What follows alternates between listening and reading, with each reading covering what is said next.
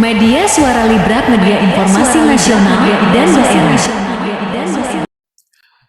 Terkait letak isu teknologi informasi dalam debat kemarin begitu ya, sebetulnya kan ada banyak kesempatan dari bagi pasangan calon untuk menunjukkan bagaimana teknologi informasi itu dapat membantu meningkatkan pendidikan melalui e-learning misalnya, atau meningkatkan pelayanan kesehatan melalui Satu Sehat yang sudah diinisiasi oleh DTO Kemenkes misalnya, sehingga saya melihat ada semacam missed opportunity begitu, karena format debatnya itu sudah didesain seperti itu. Meskipun bisa dipahami juga bahwa debatnya tidak menjadi diskusi kebijakan, melainkan kemudian saling serang, puji, kerjasama, minim perdebatan mengenai detail dari visi misi capres itu sendiri.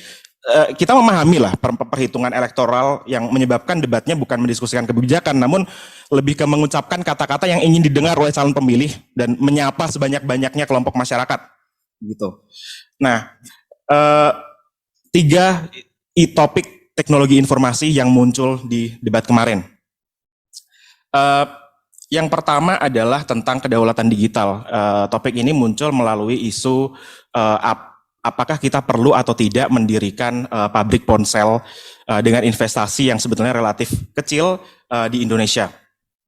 Nanti mungkin rekan saya Ino bisa bercerita lebih jauh mengenai TKDN gitu ya. Tapi kritik saya terbesar terhadap jawaban para capres tersebut adalah kedaulatan digital itu dimengerti hanya sebatas kontrol. Kontrol terhadap critical infrastruktur, kontrol terhadap datanya kemudian disimpan ke dalam pusat data nasional begitu. Nah, tapi yang itu oke-oke saja, boleh. Itu kalau mau mengartikan kedaulatan digital seperti itu, ya silakan saja gitu. Dan itu pun juga tercermin di visi Indonesia Digital 2045 yang baru minggu lalu kalau nggak salah dikeluarkan oleh Kominfo gitu, bahwa kita harus menjaga data kita, menjaga infrastruktur kita, mengontrol sebanyak-banyaknya komponen dan produksi di dalam negeri. Oke. Tapi kemudian kita tidak boleh melupakan bahwa perkembangan teknologi informasi itu tidak terisolir, dia berada di dalam ekosistem pengembangan teknologi global. Sehingga kalau bahasa teman-teman ekonomi mungkin keunggulan komparatif apa gitu yang bisa kita tawarkan dalam ekosistem teknologi global. Bagaimana kita bisa berdiri sama rata di hadapan triopoli teknologi dunia. Amerika Serikat sudah mendominasi komponen software dari teknologi informasi. Platform-platform teknologi yang besar, Apple, Meta, Microsoft, kemudian banyak dipakai dan menjadi platform pilihan sehari-hari oleh masyarakat Indonesia. Sehingga aspek software atau piranti lunak dari teknologi informasi itu sudah didominasi oleh perusahaan dari Amerika Serikat. Cina menguasai infrastruktur dan hardware. Infrastruktur 4G dan 5G kita banyak didominasi oleh perusahaan Cina.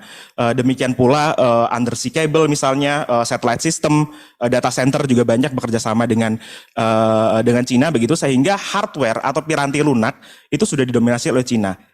Uni Eropa atau Eropa sudah mendominasi regulasi.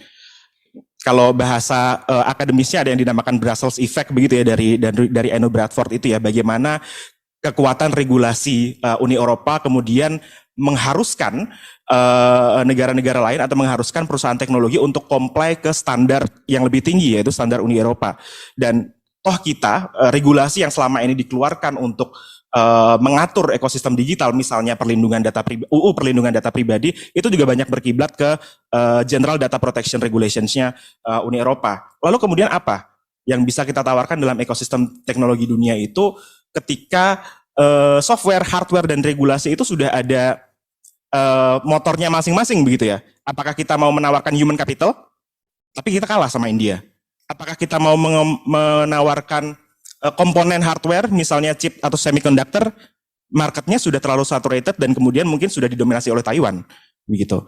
Nah, ketika kita tidak bisa menemukan posisi tawar yang secara unik dimiliki oleh Indonesia, maka saya rasa kedaulatan digital yang kemarin tipis-tipis muncul di debat capres itu ya pada akhirnya hanya kembali ke aspek kontrol itu sendiri. kontrol atas data, kontrol atas infrastruktur tanpa kita bisa mengambil peran yang lebih besar dalam ekosistem teknologi dunia. Itu satu.